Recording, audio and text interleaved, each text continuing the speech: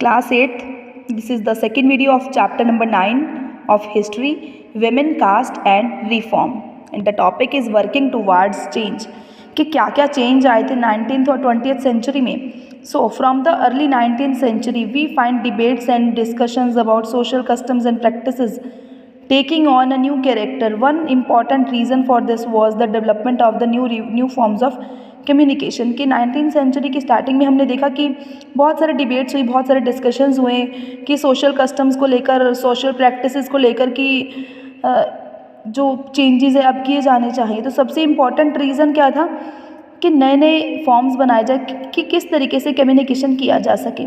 For the first time books, newspaper, magazines, leaflets and pamphlets were printed. तो first time में यहाँ पर जो है सबसे पहली बार यहाँ पर किताबें और अखबार और मैगजीन्स वगैरह प्रिंट की गई, छापी गई. These were far cheaper and far more accessible than the manuscript that you have read about in class 7. तो ये सब बहुत ही चीपर होते थे.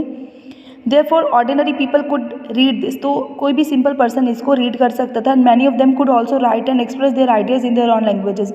और कुछ पर्सनस को तो ये भी था कि देखो जो पर्सन बहुत अच्छा लिख सकते थे, जो बहुत अच्छे आइडियाज़ अपने शेयर कर सकते थे, वो अपने अपने लैंग्वेजेस में वहाँ पर मैगजीन्स, हेड ऑफिस वगैरह में सबमिट भी कर सकते थे. All kinds of issues, social, political, economic, religious, could not be debated and discussed by men and sometimes by women as well in the new cities. तो जो नए नए शहर बने थे वहाँ पर क्या था, सारे तरीके के जो भी इश्यूज़ है, चाहे वो सोशल इशू है, चाहे वो पॉलिटिकल इशू है, चाहे वो इकोनॉमिक है, चाहे वो रिलीजियस कोई भी धार्मिक इशू है, उस तब भी कई बार उसके ऊपर डिबेट्स होती थी. चाहे वो मेंस हैं, चाहे वेमेंस है, कोई भी उनके ऊपर डिबेट्स एंड ऑल दैट कर सकती. The discussions could reach out to a wider public and could become linked to movement for social change. जो भी डिस्कशंस वगैरह होती थी वो सभी नॉर्मल पब्लिक तक भी ये सब पहुंचाते थे, और ताकि जल्दी से पब्लिक में चेंज आ जाए, सोशल चेंज लाना बहुत ज़्यादा ज़रूरी था.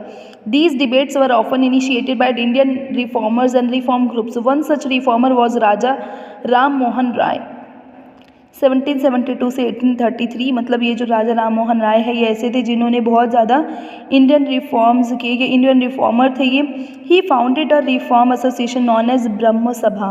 उन्होंने एक रिफॉर्म एसोसिएशन बनाई जिसे ब्रह्म सभा या फिर बाद में इसको ब्रह्म समाज के नाम से जाना गया, कलकत्ता में. People such as Ram Mohan Roy were described as reformers because they felt that changes were necessary in society and unjust practices needed to be done away with. सो जो भी पर्सन्स होते थे उन्हें ये देखा जाता था कि जो राम मोहन राय है एज अ रिफॉर्मर देखा जाता था उन्हें, क्योंकि यही वो पर्सन्स हैं जिन्हें ऐसा लगता था कि सोसाइटी में चेंजेस करने की नीड है अब, और जितनी भी अनजस्ट प्रैक्टिसेस है, जो भी बहुत बेकार प्रैक्टिसेस है, बहुत पिछड़ी हुई जो प्रैक्टिसेस है, उन्हें अब हटा दिया जाना चाहिए. They thought that the best way to ensure such changes was by persuading people to give up old practices and adopt a new way of life. ये वो ऐसा सोचते थे कि सबसे अच्छा तरीका क्या है जीवन को जीने का, वो ये है कि जो पुरानी प्रथाएं हैं, ओल्ड प्रैक्टिसेस हैं, उन्हें छोड़ दिया जाए और उसके साथ एक नए तरीके से लाइफ को जीने की शुरुआत की जाए. नेक्स्ट देखिए आगे इसमें that Ram Mohan Rai was keen to spread the knowledge of Western education in the country and bring about greater freedom and equality for women.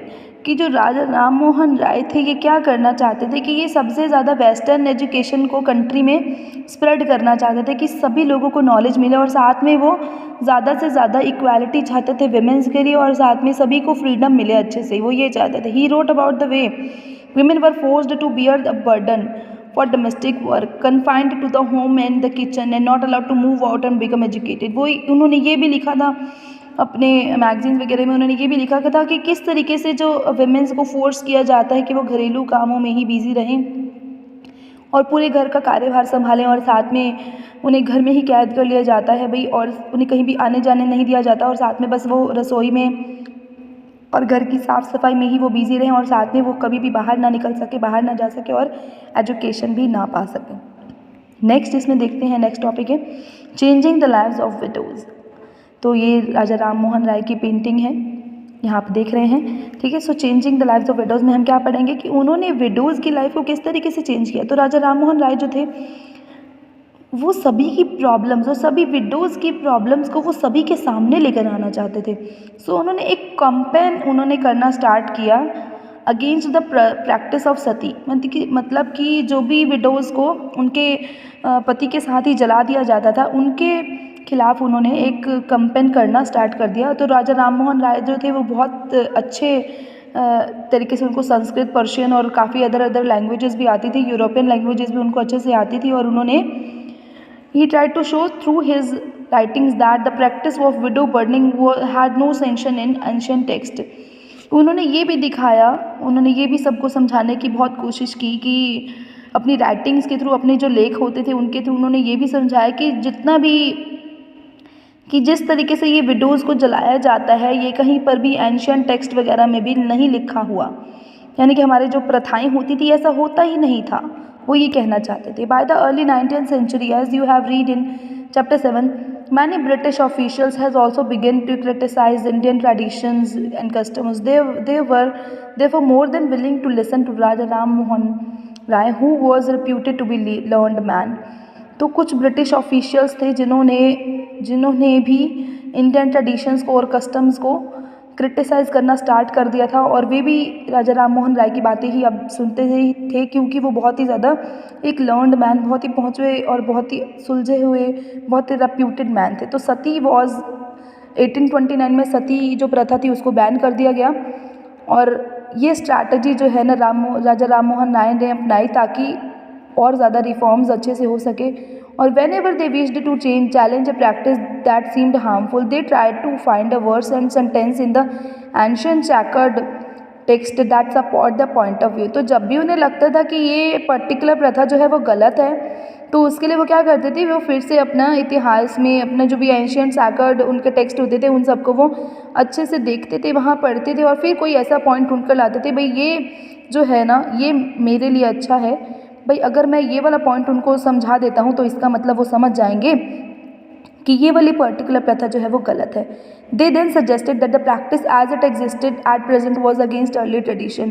तो फिर वो ये भी समझाते थे कि साथ में कि अब जिस तरीके से आप ये सब प्रैक्टिसेस को कर रहे हैं, पहले जो था ऐसे नहीं होता था, यानी कि चेंजेस दिखाते थे वो।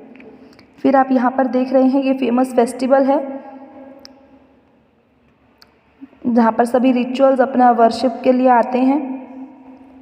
ठीक है, सो आगे देखते हैं हम नेक्स्ट वीडियो में, नेक्स्ट टॉपिक को देखते हैं। अभी we first tie them down the pile.